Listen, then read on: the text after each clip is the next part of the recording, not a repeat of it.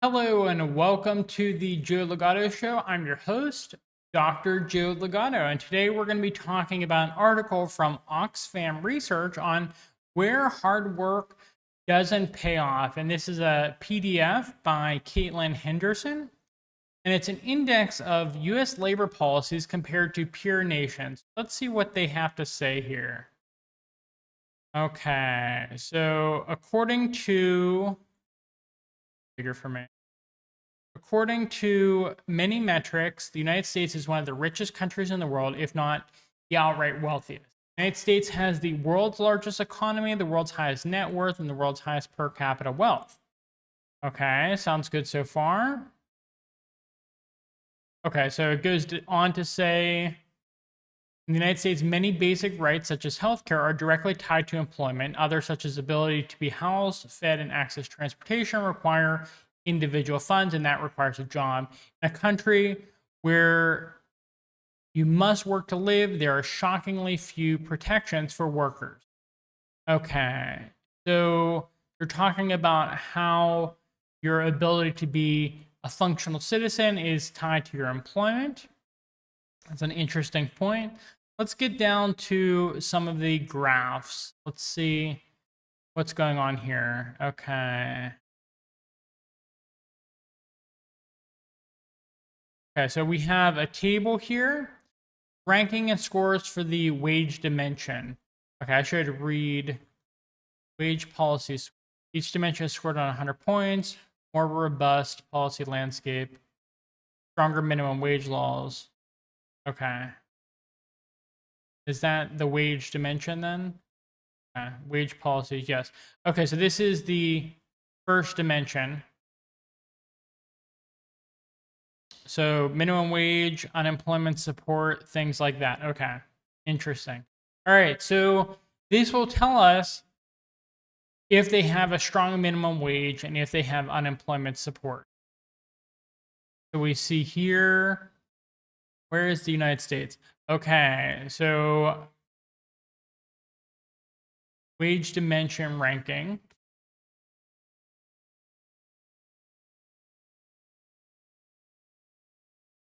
Okay, so they're ranked, the United States is ranked 17th.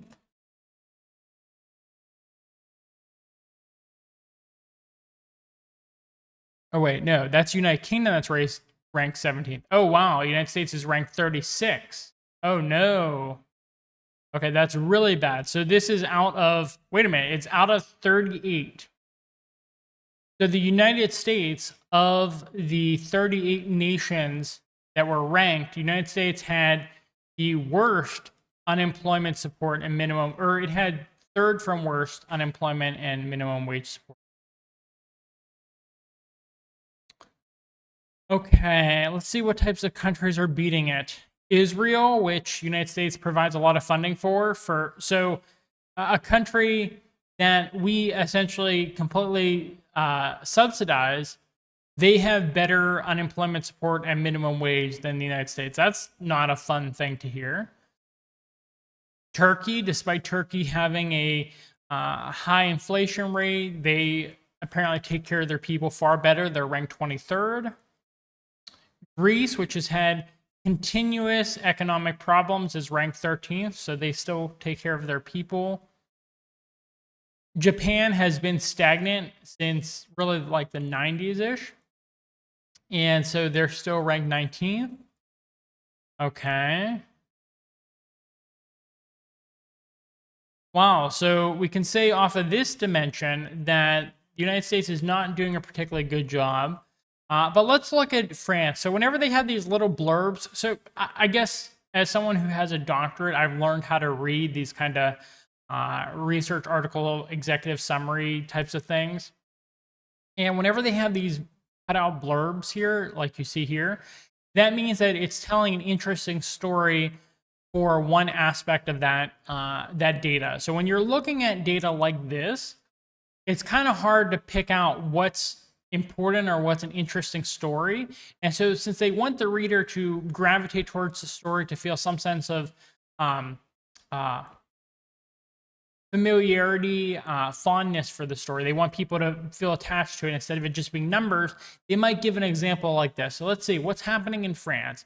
There have been several notable developments in France since the end of the data collection for our index. In December 2022, the French government pushed through an overhaul of their unemployment system, cutting the duration of support by 25%, a policy that passed after our September 1st cutoff date. The government framed this decision as an attempt to get people back into the labor force, as the French government claimed high unemployment numbers, despite rates remaining similar to those of neighboring countries. Then, since late January 2023, French workers have been staging regular general strikes protesting President Macron's proposal to lift the retirement age from 62 to 64. France has one of the most generous pension systems in Europe, though the president claims the funds cannot be maintained. Despite widespread protest and opposition from the lower house of parliament, President Macron pushed the change through unilaterally on March 16, 2023. The events in France are crucial for many reasons, not least of which is the fact that even in countries with robust labor landscapes, there is movement against supporting workers and working families. It's further proof that social safety nets and strong labor protections require vigilance. All governments, even those with strong protections, must be held accountable. Okay, so interesting here. We see, where is France ranked? France is ranked second here, but apparently after data collection was completed, things changed rather dramatically, and people have been on the streets relatively frequently since then to protest these problems in their country. The fact that the country is backsliding and becoming really more like America, which America sucks. But I mean, one thing to say here is these countries, United States, France, really a lot of countries on this list, have based their policies on the countries continuing to grow, continuing to prosper for future generations. And when you have a system that not only takes from your ancestors and the sacrifices they made, but also takes from the potential future of your descendants, that's not a good system. And so you see here that France is saying, well, this system isn't sustainable. Well, guess what? It hasn't been sustainable throughout any of the 1900s either. Okay. We're in the 2000s now, and it's not been sustainable for many decades, almost a century now. But they continue to do these various programs that aren't sustainable, and they have long-term repercussions for future generations. So just something to consider here. Worker protections. Okay, so let's see what they include in this worker protections dimension. Equal pay. Historically excluded occupation protections, domestic gig economy, protections from sexual harassment, identity protections, sexual orientation, disability, healthcare availability, paid parental leave, other paid leave, childcare support, worker schedule protections, and pregnancy accommodations. Okay, so my field is industrial and organizational psychology. So this would be a part of the occupational health psychology, OHP, kind of dimension. That wasn't really my wheelhouse. I mean, IO psychology is going in really two directions. One is the OHP direction because healthcare is big business, but the other one is data science, and I'm more data science oriented, but I'm familiar with this type of work. So let's see how IO psychologists and related fields are doing at pushing this kind of worker protections dimension. And this would be organizations like OSHA, NIOSH, things like that that are helping with this dimension, pushing this. Okay, worker protections. All right, so we see here, ooh. I found United States very quickly here. Okay, United States is the worst of all of these nations in terms of worker protections. Wow. Okay, so something I didn't even consider here, but it's worth considering just because of the disparity. I've been looking at the actual rankings, but I think a better story can be told from looking at the actual worker protection dimension score. So not only is United States ranked 38th here, but we can see that there's a wide disparity between rank 37, which is Estonia, and rank 38, which is America. The actual worker protection dimension score for Estonia is 44.41. And for United States, it's 25.23. Wow. So pretty huge disparity there, almost a 20-point disparity. And you see that between the first rank and 37th rank, there's a less than 30-point disparity. So between first and 37th, there is almost an equivalent amount of disparity between 37th and 38th, which is the United States. This is something that I would say it helps people in the moment. So let me go back to this other dimension for a second, just to, yeah, this is interesting in terms of minimum wage and things like that. But I mean, what do I want to say on this? I think that United States should at least be within the same ballpark as all of the other countries on this list, because you have countries like, again, I'm going to harp on Israel for a second, but since their country is completely subsidized by the United States, why is it that Israel has a 61 on worker protection and the United States has a 25? Why is it that we're subsidizing them while our own workers are not getting the same protections that they deserve? I mean, the thing is, if you're going to subsidize another nation such as Israel, your own people should be doing just as well, at least equivalent. Here we see that they're doing, if we're just going off of scores here, at least twice as well. Almost, I mean, you could say almost 3 times as well, I guess. So it's just kind of ridiculous. What other nations? I mean, Mexico has over double the worker protection score. Colombia outside of the capital, I mean, it's actually a really dangerous country. And so the fact that they treat their workers so well when the country is not a particularly stable country. I can't remember, last time I heard they were kind of making deals and trying to appease one of their rebel groups, FARC, I believe it was, FARC. And then you have Turkey, which has a very high inflation rate. And all of these countries, just over and over and over again, there's a number of reasons to consider that maybe they shouldn't have or maybe the United States should have roughly equivalent or higher degrees of worker protection, and the United States just simply does not. Okay, just a concerning factor. Okay, so this is the second dimension. Anything else I want to point out here? Let's see what other countries there are. I mean, the left column here, the countries on that list make a whole lot of sense. Just they're old world industrialized nations. I mean, Chile being that high up there is a little bit surprising for me, but great for Chile. I mean, good for Costa Rica being up that high as well.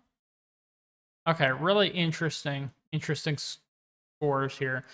So hopefully I'm telling you a little bit about how to look at relatively basic data in a table. That the story for this data would not have been fully told if we had only gone off our rankings and hadn't looked at the actual dimension scores to see how far below the United States is compared to all the other countries.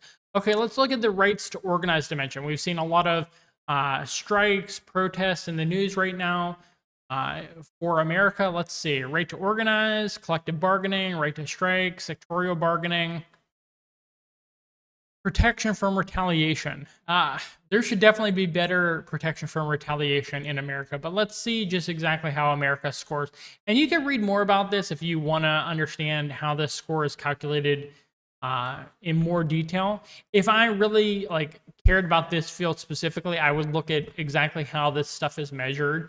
I would kind of look at the recipe. Okay, higher score is better. I want to get as close to 100 as possible. Rights to organize dimension. Okay, where's United States? Well, it's not the worst, obviously, but pretty close to the bottom. Ranked 6 from the bottom. Okay, so again, left side, pretty much what you expect. a lot of old world industrialized powers. And then you have Israel. Again, Israel, very new nation, created in the 1900s, and nearly entirely subsidized by the United States. Why do they have more of a right to organize than people in America? I don't understand why their country is so much more developed. I understand some of these other ones, but some interesting aspects here. Turkey is above, oh no, it's actually completely equivalent to the United States.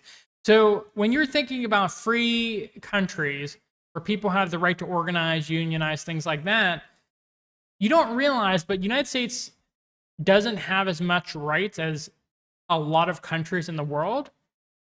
And they have essentially, by this metric, equivalent levels of right to organize as the country of Turkey, which, if you're very pro-America, you've been propagandized by America, that's probably a very startling fact for you. Okay, so this index shows how far the U.S. lags behind its economic peer nations. The reality is differences are enormous, particularly along that second dimension we were talking about. U.S. fundamentally undervalues its workers and worker families, and refuses to provide the basic benefits that all workers should be entitled to. Okay, so looking at well-being. Oh, there's another report I have to look at. I'm gonna save this information. I will come back to this. But there's another report here in Oxfam's 2022 BSWI report. Our data demonstrated the strong correlation that exists between robust labor policy landscapes and measures of well-being. We tracked how those states that scored higher on BSWI, which is to say those whose states with higher wages, stronger protections, and greater rights to organize, have lower rates of poverty, infant mortality, and food insecurity. Okay, so there I would like to just provide some pushback on how they phrase that. They phrase that as predictors and outcome variables there. So having higher wages leads to lower poverty. It might be the case that this is, for some reason, reversed. Maybe,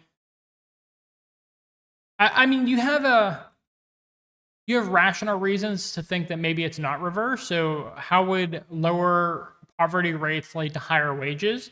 But if I had to guess, I would say this is probably observational data that they're looking at, which I'm going to have to go back and read that report to see if that is the case.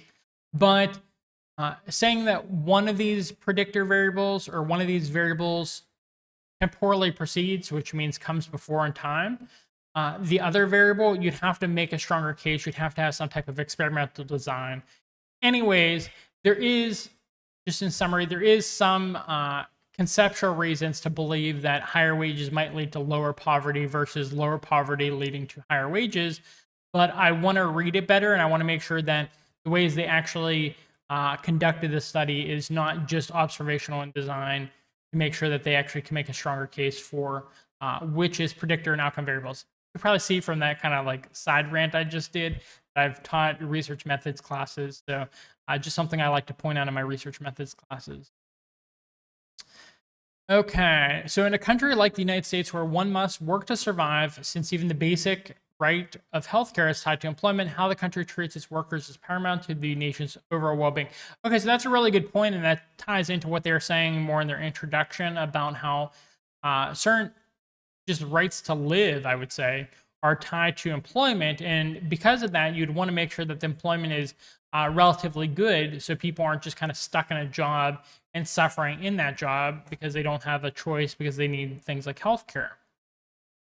Okay, so that's interesting. They have some policy recommendations here, and it's exactly what you'd imagine. So if minimum wage is low, you'd want to raise the minimum wage. But here's the thing. If there was a point in time where minimum wage was working properly, what you'd want to do is you'd want to peg minimum wage to the inflation rate.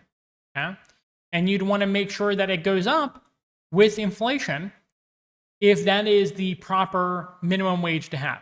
So we'd have to look in history and say, well, when is the minimum wage doing what it's supposed to be doing, whatever that is, whatever metrics of success you want to use for minimum wage, and then say, okay, how much has inflation gone up since then, and then increase minimum wage based off of what the inflation is. That makes complete sense. So if minimum wage was $10 and we know that inflation has been 100%, you'd want to make minimum wage $20 in order to get the same benefits of when it was successful at $10. Does that make sense?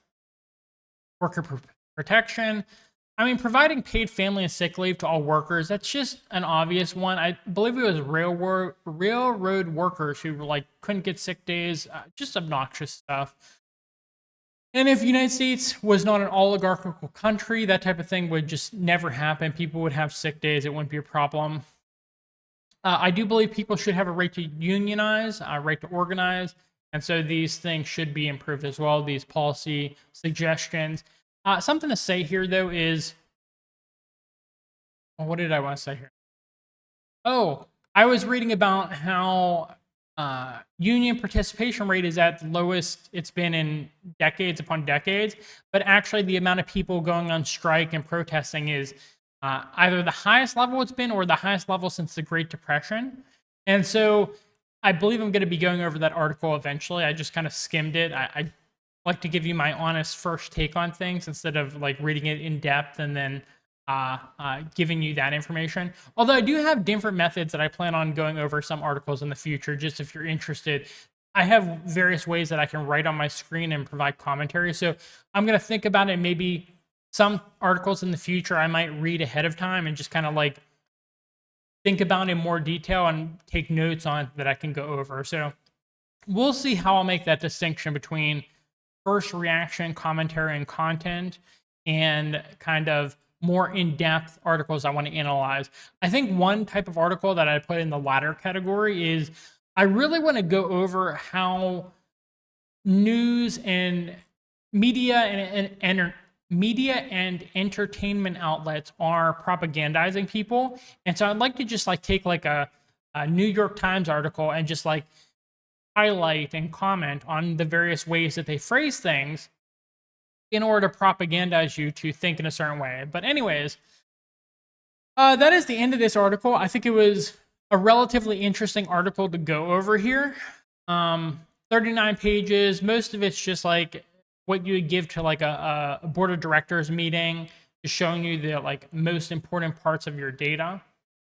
And so, I didn't even realize, but this picture just kind of shows you overall which countries are doing the best in terms of these three dimensions. And you can see that the United States is clearly the worst out of all the countries. So interesting that they highlighted this here. I would have liked, just as a kind of critique of how they put this together, they should have a key here to show that this is showing best to worst countries in terms of how fairly the countries are treating their workers. So like red's bad, green's good, et cetera, et cetera. So there should be a key on this picture. But aside from that, this is a really well put together article. I definitely plan on reading more from Oxfam in the future. So if you liked my commentary on this PDF, please actually like the video and subscribe to our channel for more content. If you have any questions, comments, concerns, I get a notification directly to my phone. I love reading them, even if it's negative. It's fun for me. So please put all of your comments in the comment box. I can't wait to hear from you. Thank you for sticking with me, and I hope you have a good rest of your day. Bye.